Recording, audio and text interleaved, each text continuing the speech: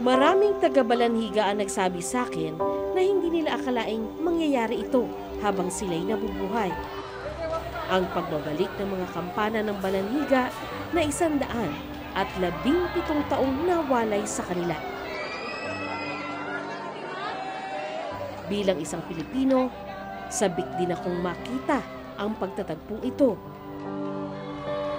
Pero hindi ko inaasahan ang sumunod na nangyari.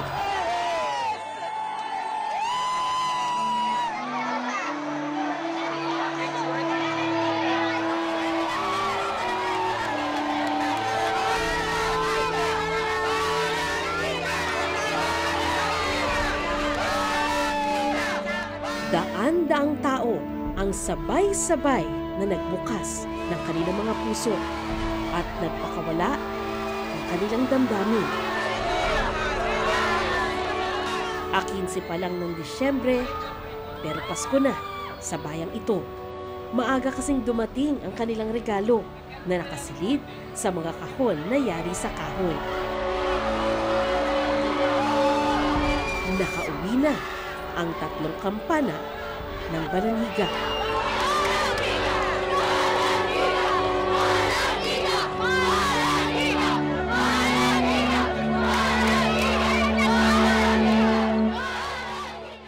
History reminds us that all wars end. In returning the bells of Balangiga to our ally and our friend, the Philippines. Matapos i-anunsyo ng US Defense Department ang pagbabalik ng mga kampana ng Balanhiga sa Pilipinas, inalis na ang 2 antigong kampana na matagal nang nakadisplay sa Trophy Park ng F.E. Warren Air Force Base sa Wyoming, USA.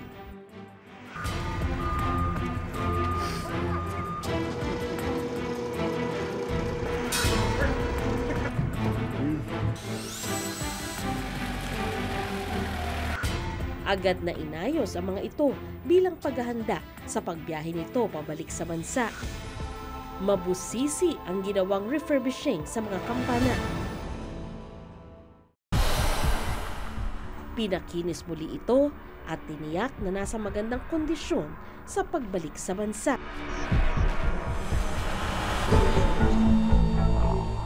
Ang isa pang kampana ng Balanhiga sa Camp Red Cloud sa South Korea, sinundo ng US Air Force at dinala sa Kadena Air Base sa Japan.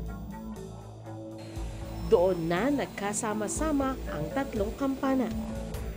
December 11 ng madaling araw, isinakay na sa eroplano ng Amerika ang 3 kampana. Maglalakbay na ito pabalik sa Pilipinas.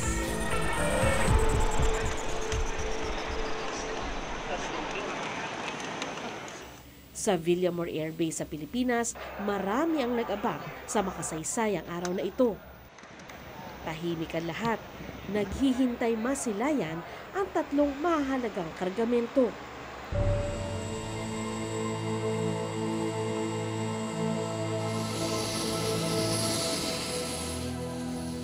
Nakatatak sa eroplano ang imahe ni General Douglas MacArthur na kilala ng mga Pilipino sa kanyang pangakong I shall return. Isa na namang pagbabalik na tatatak sa kasaysayan ang nagaganap mismo sa aming harapan.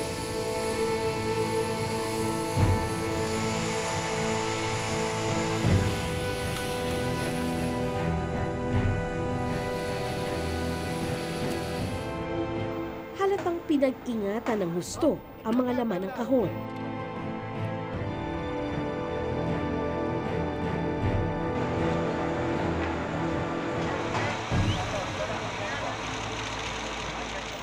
Na ngayon lang makikita sa Pilipinas makalipas ang 117 taon.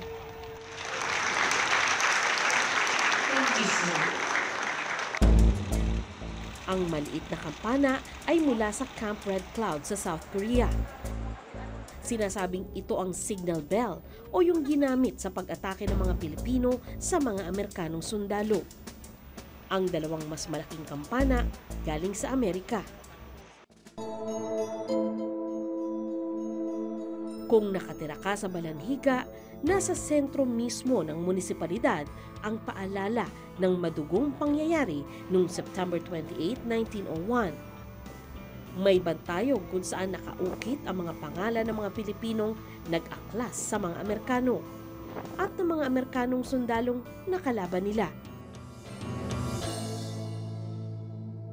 August 11, 1901, nang dumating ang mga sundalo ng Company C, 9th Infantry Regiment sa Balanhiga, Eastern Samar. Mainit na noon ang Philippine-American War sa ibang bahagi ng Pilipinas. Ilan sa mga kaanak ng mga Pilipinong nakipaglaban noon ang kinausap namin para ipunin ang mga nagpasaling-saling kwento sa loob ng 3 henerasyon. Isa dito si Milagros, 74 na taong gulang, apo ni Valeriano Abanador, ang pinuno ng pulisya na namuno sa pag-atake sa mga Amerikano. Yung naipasa sa akin ng tatay ko, ang tungkol sa nangyari noong 1901, na maganda ang pagsalubong ng mga tao dito sa mga Amerikano. Winelcome at pinakibagayan sila. Ganito rin ang sinabi ng historian na si Rolando Borinaga na 24 na taong nag-research sa pangyayari. Basically, for 5 weeks, there was peaceful relations between the local residents and Company C. In fact, there was a lot of friendship and fraternization. Pero ilang pangyayari ang sumira sa pagsasama ng mga Pilipino at Amerikano. May isang babae doon na nagdala ko ng tuba. And then may mga 2 Amerikano umiinom. Parang sinatsansingan nila yung babae, sumigaw. Sinakluluhan ng kanyang 2 brothers, binuntal yung 2 Americans. Pag-uwi sa garrison, yun, yung captain nagpatawag ng community meeting assembly. Nang nandun na yung whole community, the order was hulihin ang lahat ng mga lalaki. So, 143 of them were detained without food and water overnight. Pinabigyan na lang sila ng pagkain the next day, about 10 o'clock. So anyway, the next day, yung iba naman, pinauwi. Yung mga matatanda nata, yung mga bata, pinauwi. But they retained 80 detainees doon sa kwan to help clean up the town. So that became a crisis. The next day, lalong lumala na yung mga uncertainty kasi yung mga itak nila, pina-embargo na. Yung anxiety, medyo tumaas. Kinulik tayo lahat ng mga sharp knives sa bahay-bahay. So they were able to get 6 sacks of parang yung mga matatalim na mga bagay. May mga kwento rin ng umano'y pangahalay. Yung mga babae, pinagtatangkaan na ma-rape ng mga Amerikano. Diyan nagalit si Valeriano. Meron po ba talagang na-rape o nagtangka lang? Hindi natutuloy ang pag-rape sa mga babae dahil naglilibot man everyday, naglilibot sila Valeriano. Tapos, nare-rescue ni Valeriano pag naririnig nila ang sigaw ng mga babae. Pero sabi ni Borinaga, meron lang isang dokumentadong reklamo ng rape laban sa isang sundalo. Hindi pa ito napatunayan dahil ang suspect na Amerikano kilalang may simpatya sa mga Pilipino.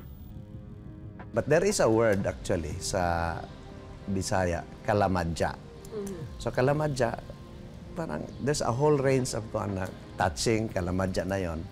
And something close to rape, horseplay, still kalamadya pa rin yon.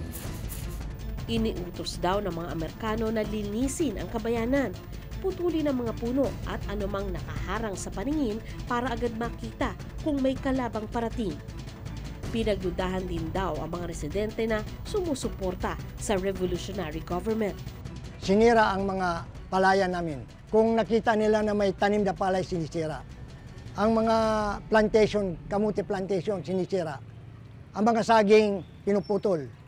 Ang mga harvested rice, kinukumpiska. Eh, sabi ng mga tao, magugutom tayo. So, ang sabi ng mga pulis, lumaban na lang tayo. Yun na ang sukdulan para sa mga Pilipino. Matapos ang ilang sikretong pagpupulong, naitakda ang pagsalakay sa mga Amerikano. Kasama sa pulong na ito ang pulis na si Pedro Duran, tauhan ni Abanador. Ayon sa kanyang apo, napagdudahan pa si Duran noong una dahil sa pagkakaibigan nito sa Amerikanong si Private Richard Long. Sa mga Balanigueños, dahil magkaibigan silang matalik nung Mr. Long, sabi niya nung nagpaplano sila, ako mismo ang papatay sa kaibigan ko para maniwala kayo na hindi ako traitor sa inyo. Kaya ganun po ang nangyari. Sabi niya, nung nagmi-meeting sila, ang gusto nila nung karamihan ay sa gabi mangyayari yung attack nila. Pero sabi daw niya, hindi pwede dahil tayo magkaroon ng misencounter. Mabuti pa madaling araw o maaga na. Yung bang nakikilala mo ng tao. Kasama si Borinaga, sinundan ko ang kanilang mga yapak batay sa mga naisulat na salaysay ng ilang Amerikanong sundalo. Unang inkwentro bago mag-alas 7 ng umaga sa pagitan ni Abanador na leader ng mga Pilipino at Private Adolf Gamlen na naka-assign noon bilang gwardiya ng tropang Amerikano. May baril si Gamlen habang si Abanador may dalang arnis. Yung path ni Gamlin as mobile van from the municipal building, iikot siya dito, pagdating sa corner, balik siya doon. So yun ang kanyang... Pero, Base sa account mismo yan ni Gam. ng investigation report. Investigation report. Okay. So, ni Captain Book Miller. Sinundan siya at saka grab yung rifle. Parang ginanon siya, buntal si Kuan. Parang pinaputok ni Abanador yung rifle. May natamaan doon. Sa Kuan, namatay later. Kinuha yung cane at saka signal yung nandoon sa belfry.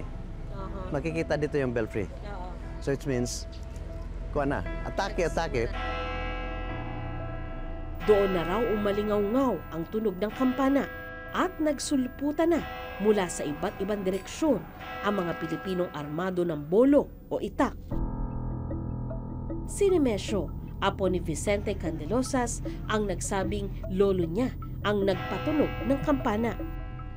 Nag-antay siya ng signal kay Captain Valeriano Abanador. Nung mag-signal na, yun, umatake na.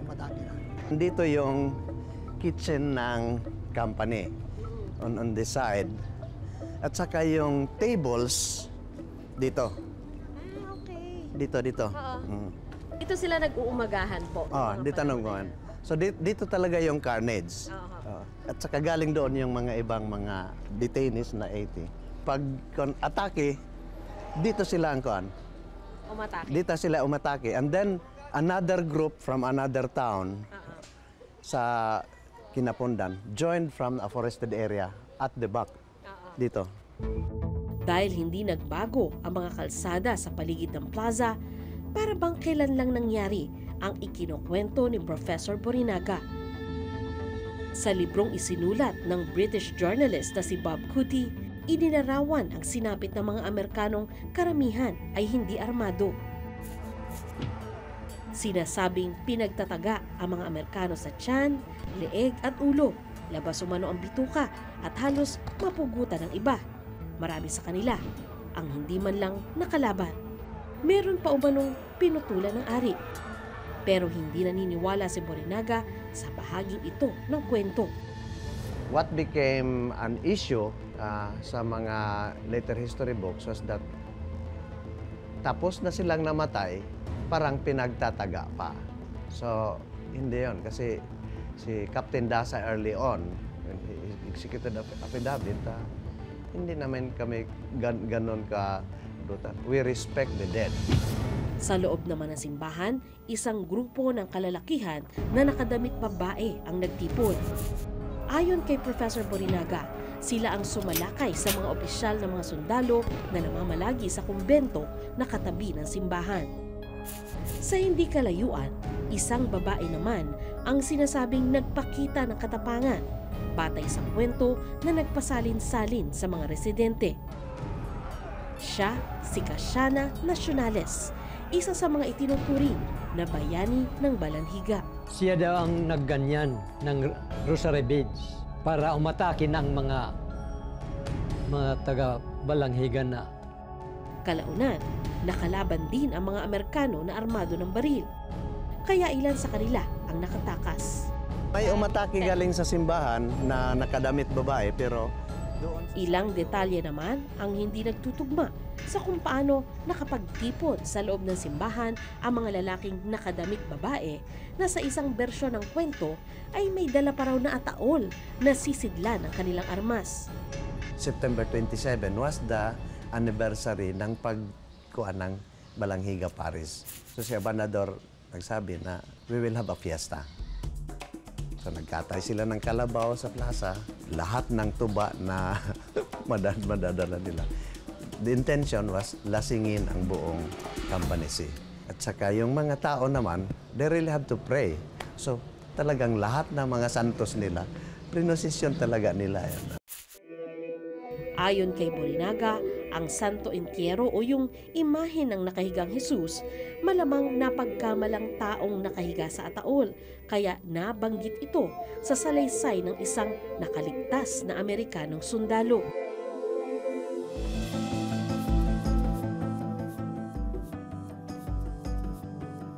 Sa huli, 48 Amerikano ang patay at tinatayang nasa 16 hanggang 28 ang patay sa mga Pilipino. Ang mga sugatang Amerikanong sundalo tumakas gamit ang bangka sa ilog na malapit lang sa simbahan. 26 na Amerikano ang nakaligtas, 22 sa kanila ang sugatan. Ang pangyayaring ito ang sinasabing pinakamalaking pagkatalo ng mga Amerikano sa Philippine-American War. Pero nasundan ito ng mabangis na pagganti ng mga Amerikano noong Oktubre 1901. Iniutos ni Brigadier General Jacob Smith ang pagsunog sa Balanhiga at ang pagpatay sa mga edad 10 pataas na may kakayanang magdala ng baril. Walang datos kung ilang Pilipino ang namatay sa pag-atake ng mga Amerikano. Iniutos din niyang gawin itong howling wilderness o umaalulong na kagubatan. Nasunog pati ang simbahan, pero tinangay ng mga Amerikano ang 3 kampana nito, tanda ng kanilang pagkapanalo. Si General Smith naman, sumailalim sa court-martial. Natagpo ang guilty sa kasong conduct to the prejudice of good order and military discipline at napilitang magretiro. Ang mga sugat na nilikha ng mga engkwentrong ito tuluyan na nga kayang maghilom sa pagbabalik ng mga kampana. Kasama ang eyewitness sa huling biyahe ng mga kampana ng Balanhiga patungo sa orihinal nitong tahanan.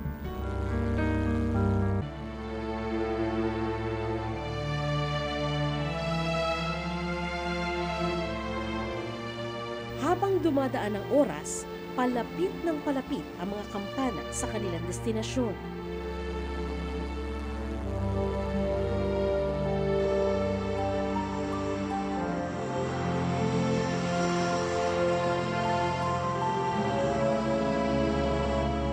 Nang lumapag nga ang eroplano sa Giwan Eastern Samar, marami na ang nag-aabang dito.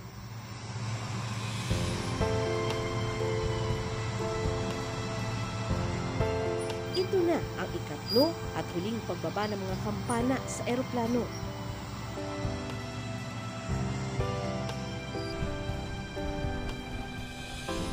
Isinakay ito sa military truck at pinaligiran ng mga sundalo. Maging ang mga taga-Giwan, mainit ang pagtanggap.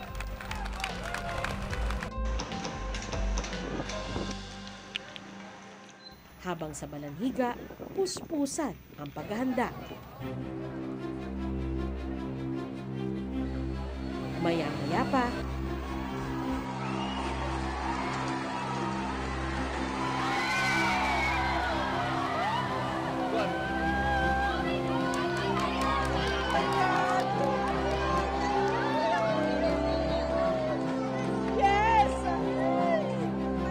namangha ako sa reaksyon ng mga tao nang makita ang tatlong kahon.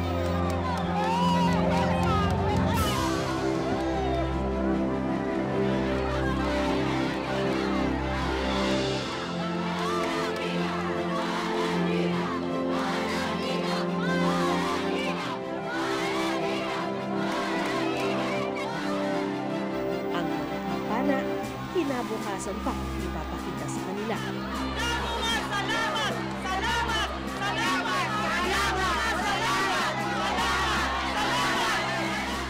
Bakit nga ba natagalan ang pagbabalik ng mga kampana? Isa sa dahilan ay ang pagtutol ng US war veterans dahil sa pangambang mababahiran ang mga naging sakripisyo ng mga sundalong lumaban sa gera. Si retired Navy Captain Dennis Wright tumulong na kumbinsihin ang mga kapwa niyang veterano na suportahan ang pagbabalik ng mga kampana. We formed a group that continued to build on what the Balangiga Research Group did, what Dr. Bornaga and Gene Wall and Bob Cootie did. Nakuha ng grupo ang suporta ng Veterans of Foreign Wars at American Legion, malalaking grupo ng mga veterano. Between the VFW and American Legion, they represent over 4 million veterans, American veterans. And those two resolutions became very powerful as a voice of the veteran community at large. Not the small minority in Cheyenne, but this veteran group at large said the bills should go home.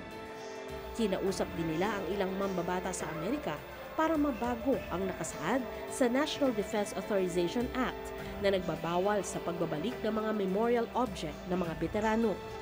It was actually introduced in the year 2000. The prohibition was pretty crafty. It didn't say you can't return the bells. It said you could not return something called Veterans Memorial Objects. At sa taong 2018, nabago ang nilalaman ng batas. Isa sa mga tumulong dito, si Bellevue, Nebraska Mayor Rita Sanders na may dugong Pilipino. Through my networks and through the people that I know of Congress, particularly Congressman Don Bacon, I asked him if he would help, and he had, without a doubt, said, yes, I will help. So the first thing I asked him to do was join the Filipino caucus. He said yes. Then we needed him to join the Defense Authorization Act Committee. And no freshman congressman had ever done that before. And he was able to get on the committee by the help of chairman of the Defense Authorization Committee, Congressman Thornberry from Texas. All of the volunteers that were working on this to focus that this law had to be changed, that ultimately allowed the Secretary of Defense, Secretary Jim Mattis, to certify it was okay to return the bells. So that was a key milestone right there. Clearly, President Duterte's State of the Nation address remarks helped focus a laser beam on the issue and on the topic that said, hey, this is really important to us in the Philippines. Sa araw ng formal na pagbibigay ng mga kampana, aakalain mong fiesta sa Balaniga. Bukod sa mga opisyal ng gobyerno, war veterans at ilang obispo, dumating si Pangulong Duterte na humalik pa sa kampana. In behalf of the people of Balanghiga, tinanggap ng mayor ng Balanghiga ang mga kampana at ipinasa naman ito sa St. Lawrence the Martyr Parish ng Balanghiga.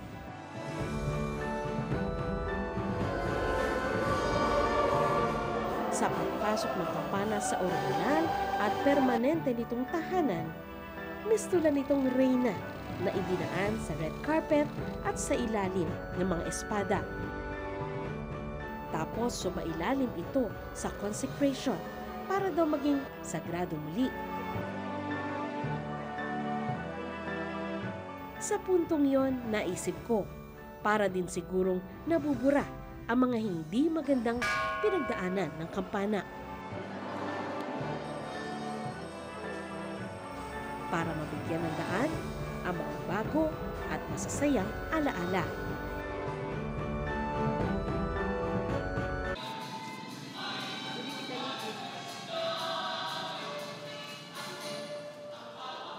Sa unang araw ng simbang gabi sa Balanghiga,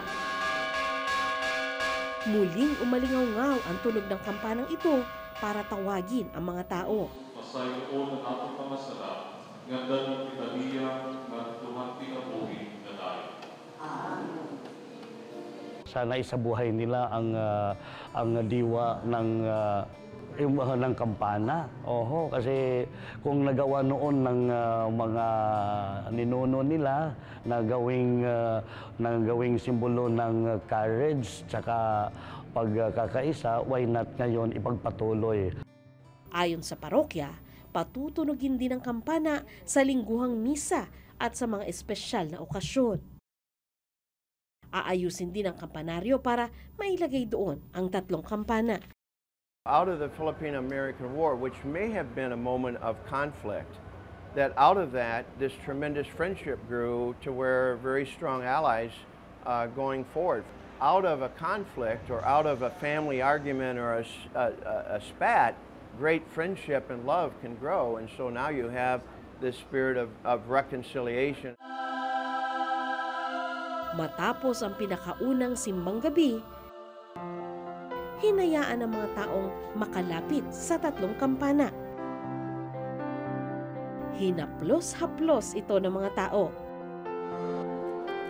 Merong humalik, may ilang napaluha. Kilala nila ang kampana. May personal silang koneksyon dito. Kahit pa ngayon lang nila ito nakita at nahawakan.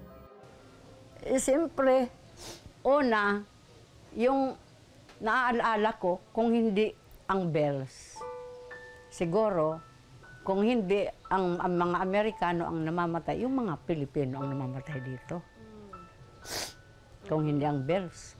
Pero dahil doon, malakas na sinyalis ang bells.